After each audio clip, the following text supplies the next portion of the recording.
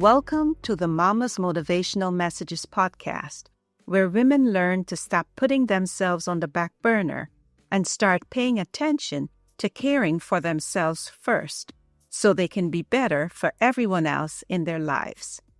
I know you'll be inspired by the stories of resiliency and starting over, of health and self-healing, of gaining clarity through journaling, of showing self-love through world travel, and the list goes on.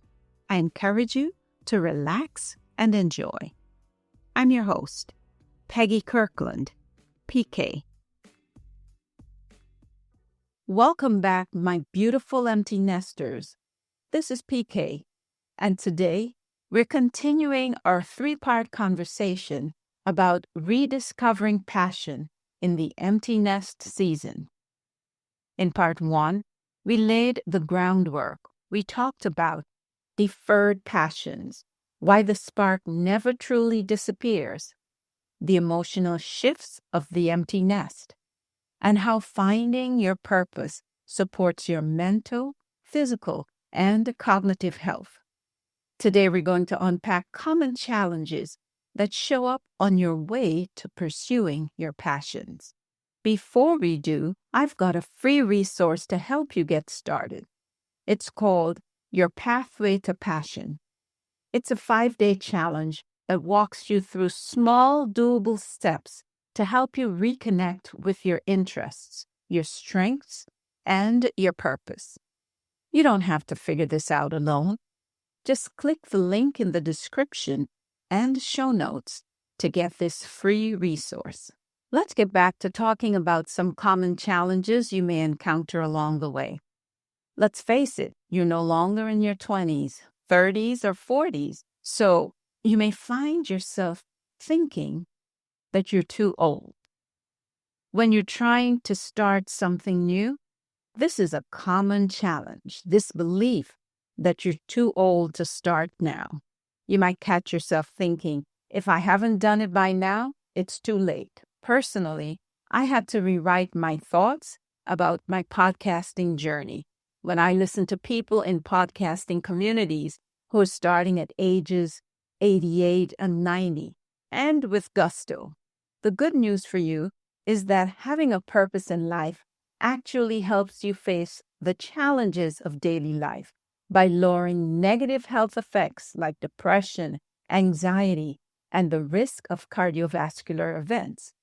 So that alone should help you eliminate the excuse of being too old. I think we've all experienced trying something once and having it not work out the way we hoped. Maybe someone dismissed your idea, laughed, or didn't take you seriously. Ladies, that's why you have to be careful about whom you share your ideas with, because there are a lot of dream killers out there. I'm sure you've encountered a few. But what if the loudest voice is your own inner critic, replaying old doubts and past disappointments over time? What happens is that you become fearful, and that fear convinces you that it's safer not to try again. Let me challenge you to think of fear not as a stop sign, but instead as a signal that something meaningful is calling you forward. Another common challenge is the trait of perfectionism and comparison with others. For example, you're scrolling through social media and you see younger people living out what feels like your dream.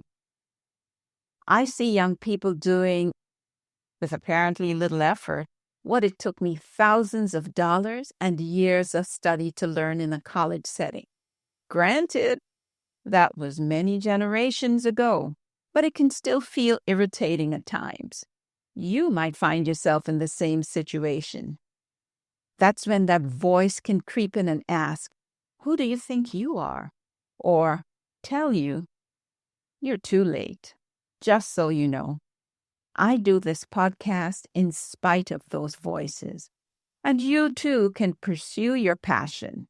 When the perfectionism bug tells you that if you can't do it flawlessly, you shouldn't do it at all, and when comparing yourself to others steals your joy and ignores your wisdom, life experience, and resilience, I urge you to straighten your back and push through because you've got what it takes.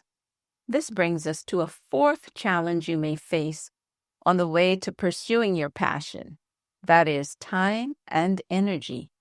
Let's say, for example, that you're still working, or you're a caregiver for aging parents, or you may be supporting adult children, or navigating health challenges of your own.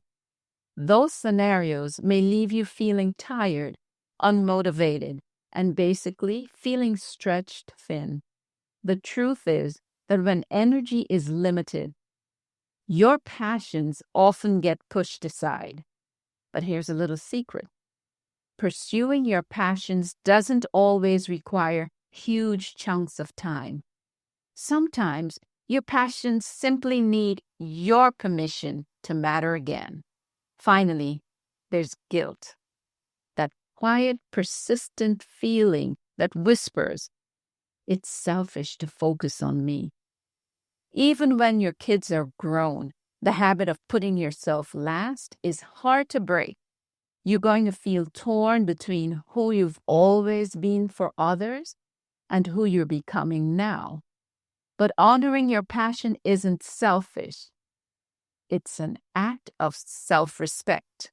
It's sending the message that I know that I matter. My dreams matter. Okay, that's it for part 2 of Pursuing Your Passion. Before we close today, let me tell you about part 3. Part 3 is where we talk about the how. You learn 5 research-backed strategies that you can use to pursue your passion in a way that actually fits your life now. You won't want to miss that conversation. Before I sign off, I'd like to share with you a modern parable for women navigating midlife transitions. The title of this parable is The Woman and the Winding Path. Come into the circle, sisters, and let me tell you a story. There was once a woman who stood at the edge of a path she had long meant to walk. She had noticed it years ago, quietly curving off to the side of her life. But there was always a reason not to take it. Children needed her. Work demanded her. Others depended on her steadiness, her reliability, her strength. So she told herself, later. Years passed. One day, the house grew quiet. The calendar opened up, and she found herself standing there again, facing the same path. Only now it felt unfamiliar, overgrown, and uncertain. She hesitated. The path didn't look smooth. There were bends she couldn't see around, stones scattered along the way, and stretches that disappeared into shadow.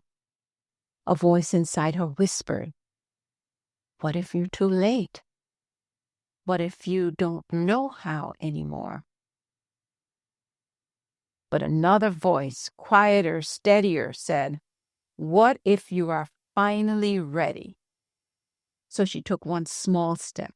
Almost immediately she stumbled. The path was uneven.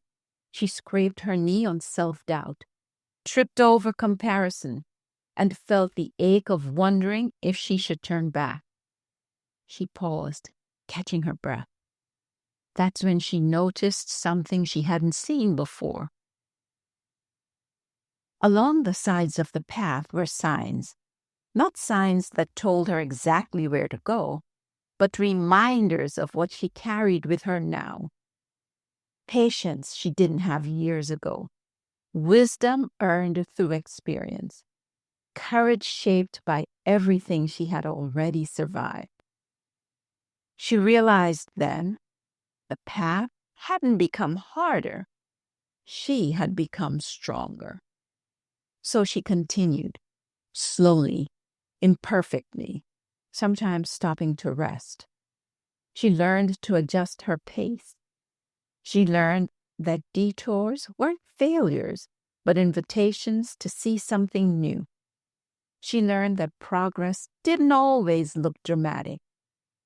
It often looked like showing up again tomorrow. And one day, without fanfare, she noticed something else. She was no longer asking, will I ever get there?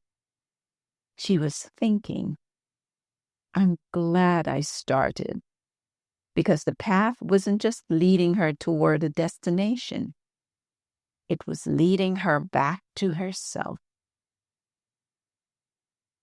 My beautiful empty nesters, if you're standing at the edge of a winding path right now, unsure whether to begin, remember this. The challenges you see ahead are not proof that you shouldn't start. They are proof that this journey matters. Okay, ladies, that's your story for today. Now, if you're thinking, I don't even know where to begin, I want you to know you don't have to figure this out alone. I've created a free resource called Your Pathway to Passion. It's a 5-day challenge designed to help you reconnect with your interests, strengths, and sense of purpose in small, doable steps. You can download it by clicking the link in the description or show notes.